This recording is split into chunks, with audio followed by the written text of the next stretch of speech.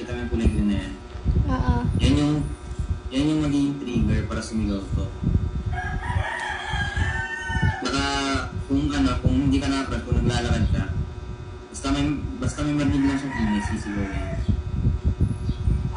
Sabihin natin patayin, ikaw dito sa kanan. Ito bang hoe? Ako gamitin mo. 1, 2, 3, go! Ayan, sumigaw siya. First warning na yun, sumigaw siya. Uy. First warning. Sige, bumalaw. First warning yan. Pag nakatatlong warning tayo, mag-summon yung warden. Pag nakatatlong warning tayo. Yun nga dapat natin patayin. At dito na nakita akong chest. Usually kasi pag may mga chest, ano yan, merong sumisigaw kasi yung asan. Nilagay ako dito. Sure. Lagi mo sumigaw. Meron ba? Lagi mo sumigaw. Walang warning yan, walang warning. Uy. Wait lang. Wait lang. Diyan ka na. Hanapin ko yung hanapin. Andito. Bago dalawa. Dalawa siya po. Dalawa.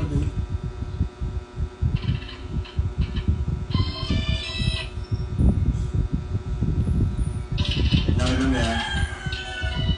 Dalawa kasi yan. Dalawa yan. Kailangan natin ngayon maghanap tayo ng mataas na lugar. Mag-stop holding ka. Sige, kita na lang. At isa acid. Alam niyo,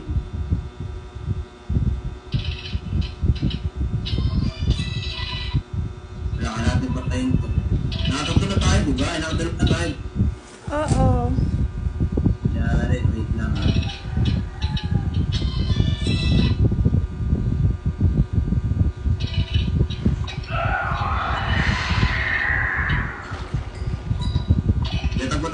Takbo. Dito kasama.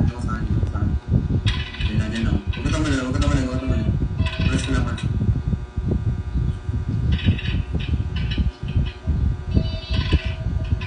Pwede siguro dito ako maestro mamaya. Dito ako mag-stop holding. Mamatahan ko. Dito ako mag-stop holding. Yan ako mag-stop holding mamaya. Pag nag-set ng warning. Tabayin ko nga itong mga to. Since wala nang yung matlo, pwede mo siyang tapak-tapakan. Kahit na mag-signal. Eh, grabe meron! Meron doon